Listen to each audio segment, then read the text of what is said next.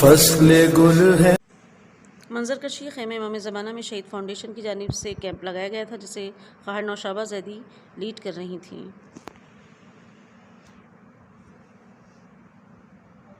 بسم اللہ الرحمن الرحیم، بسم اللہ و صلی اللہ علی محمد وآلہ وفوض امری الی اللہ ان اللہ بصیر بالعباد۔ جیسے کہ آپ نے دیکھا، آپ دیکھتی آ رہی ہیں تمام، ہم نے ان کو قدم کا نام دیا ہے، یعنی امام تک پہنچنے کے لیے 12 قدم، امام تک پہنچنے کے لیے 12، میرے خیال میں اس کو خود آپ خود پکڑنے ہیں۔ امام تک پہنچنے کے لیے ہم نے ڈیوائڈ کیا کہ امام تک پہنچنے کا ہمارا سب کا مقصد یہ ہے کہ ہم امام سے نزدیک ہو جائیں۔ اس کے لیے ہم نے 12 چیزوں کو 12 قدم کا نام دیا ہے کہ کون سے ایسے اصول ہیں جن کو ہم اپناتے ہوئے امام سے قریب ہو سکتے ہیں۔ آپ نے دیکھا کہ سب سے پہلے آپ دیکھتی ہیں یہ ہمارا چھٹا قدم ہے۔ چھٹا قدم ہمارا یہ ہے کہ معاشرہ، ایک ایسا معاشرہ تیار کیا جائے کہ جہاں کے انسان کو شہید ہونے کے لیے ایک بنیاد ہو، کہ جو شہادت کا افتخار کو سمجھتا ہو، شہادت کی اہمیت کو سمجھتا ہو اور شہید ہونے کے لیے تیار ہو۔ جب انسان بقول نصر اللہ کی، جب انسان مرنے کے لیے تیار ہو جاتا ہے تو کوئی اسے نہیں ڈرا سکتا، اور شہادت کی موت سے بڑھ کر بھلا کون سی موت ہو سکتی ہے۔ لیکن شہید پرور معاشرے کی تعمیر کے لیے جو سب سے بڑی رکاوٹ ہے، میں سمجھتی ہوں کہ وہ ہمارے معاشرے میں یہ کہ ہمیں ظلم کے صحیح معرفت نہیں ہے کہ ظلم کہاں سے کہاں تک ہے، ظلم کسے کہا جاتا ہے۔ اور عبرت تاریخ کی سب سے بڑی یہ ہے کہ اگر ہم دیکھیں کہ امام علی کو یہ کہا گیا کہ امام علی کو ان کے عدل نے شہید کروایا، یعنی امام علی کو جو شہید کیا گیا وہ اس لیے کہ کیونکہ وہ بہت زیادہ عادل تھے، لوگ ان کے عدل کی تاب نہیں لا سکے۔ تو یہ ایک بہت بڑی ہمارے لیے عبرت ہے یہ سوچنے کے لیے کہ آیا کیا ہم امام کے عدل کی تاب لا سکیں گے جب ہمارا امام آئے گا اور عدل کو قائم کرے گا۔ تو وہ اس عدل تک پہنچنے کے لیے ضروری ہے کہ ہمیں عدل کی اور ظلم کی دونوں کی معرفی ہو کہ ہم کہاں سے کہاں تک ہم ظالم ہیں۔ عدل کو پسند کرنا انسان کی فطرت میں شامل ہے، انسان عدل کو پسند کرتا ہے، لیکن اس حد تک پسند کرتا ہے جب تک وہ مظلوم ہے اور دوسرا ظالم ہے۔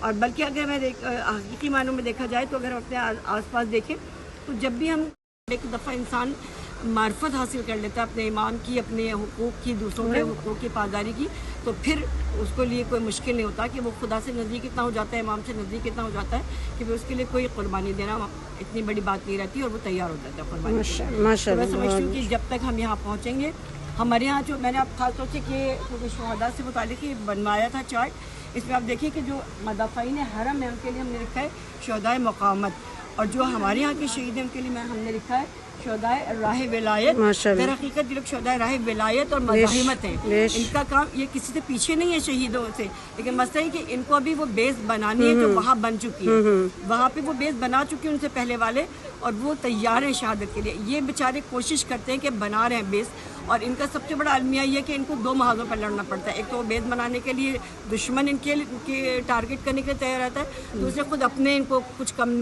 معطوب نہیں کرتے، ہر وقت تنقید، ہر وقت، یعنی وہ سمجھ نہیں پاتے کہ ان کا کام کیا ہے، تو اس لیے ان کا کام دوہرا اور زیادہ مشکل ہے۔ لیکن جس وقت یہ کام ہو گیا، یہ ہمارا درخت اسی کام کی ایک کڑی، ہم انہیں کی راہ پہ چل رہے ہیں۔ ابھی ہم وہاں تک نہیں پہنچے ہیں انشاءاللہ، لیکن خدا نے چاہا تو بہت جلد پہنچیں گے، اور پھر ہمارے امام کا ظہور ہوگا انشاءاللہ۔ بہت بہت شکریہ۔ بادیہ ازاں خواہر نوشابہ زیدی نے شہداء کی اور مسنگ پرسنس کی فیملی کے حوالے سے بھی بات کی۔ شیراز عباس رضوی کو 13 دسمبر 2022 میں شہید کیا گیا تھا، اس وقت یہ فقط 3 سال کا تھا۔ 2012 میں جب اس کے والد کو شہید کیا گیا فقط 3 سال کا تھا۔ آپ سوچ سکتے ہیں کہ ایک 3 سال کے بچے کو ایک جوان بیوہ کس طرح پال رہی ہوگی؟ کیا کبھی کسی نے یہ جاننے کی کوشش کی؟ ہم سنتے ہیں، ہم پڑھتے ہیں کہ کوئی فلاں کو ٹارگٹ کر دیا گیا، کبھی ہم نے جاننے کی کوشش کی کہ وہ کس طرح رہ رہا ہے، کیا گزر رہی ہے اس پہ؟ فقط ضروریات، مادی ضروریات پوری کر دینا، مالی امداد کر دینا فقط نہیں ہوتا ہے۔ بعض دفعہ انسان چاہتا ہے کہ اس کے پاس بیٹھے، اس سے گفتگو کرے، اس سے پوچھے، کچھ نہیں کرے، صرف فقط یہ پوچھتے کہ کیا کرتا تھا تمہارا شوہر، کیا کرتا تھا اس کا باپ، وہ اپنے دل کی بھڑاس نکال سکے، اپنے درد دکھ کہہ سکے، کبھی ہم نے کوشش نہیں کی۔ تو یہ کیا ظلم نہیں ہے کہ ہمیں اتنے لاپرواہ ہیں اپنی زندگیوں میں، اس طرح مست ہیں کہ ہمیں نہیں پتا کہ ہمارے ارد گرد کتنے شہداء ہیں، کتنے اسیر ہیں؟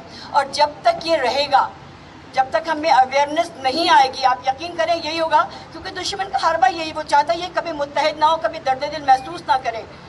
اسی لیے ہمیں اس قدر مادہ پرستی میں لگا دیا گیا ہے کہ اور اب ظاہر ہے جو بعض دفعہ آپ دیکھیں تو یہ حقیقتاً یہ ایک سازش ہے کہ جو ہم پر مسلسل ایک ڈالا جا رہا ہوتا ہے عذاب کی صورت میں.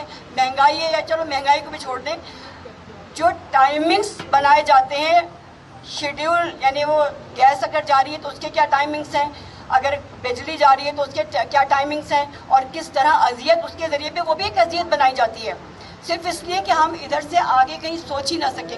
ہم یہ سوچ ہی نہ سکیں کہ ہماری اس کے علاوہ بھی کچھ ذمہ داری ہیں.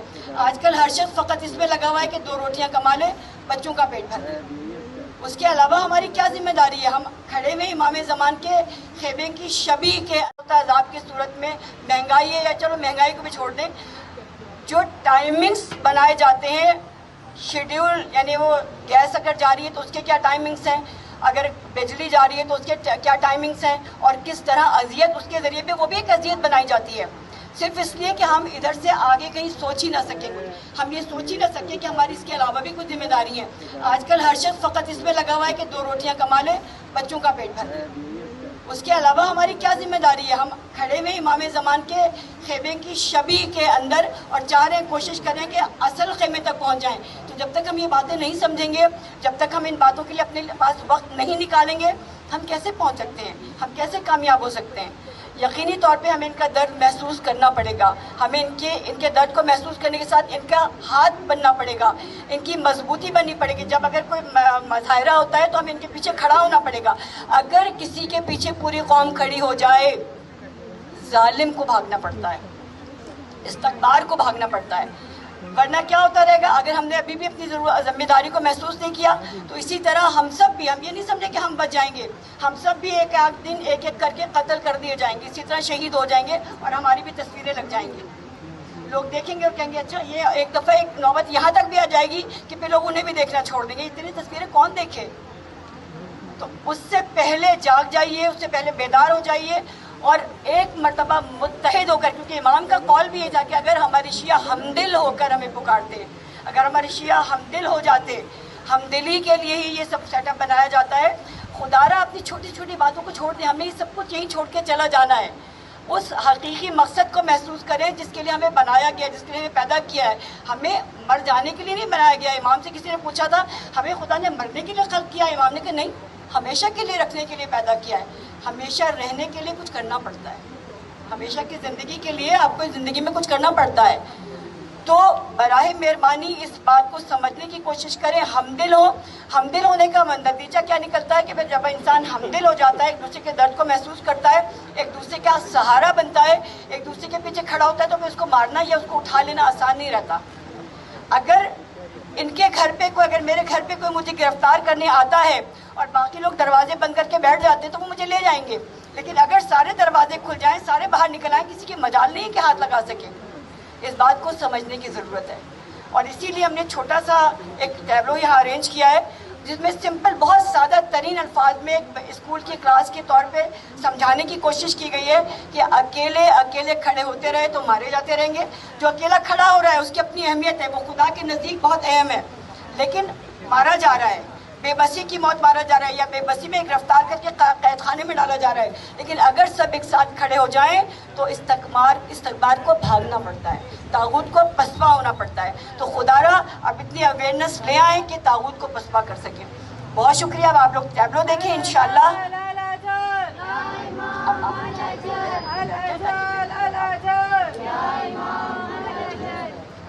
آپ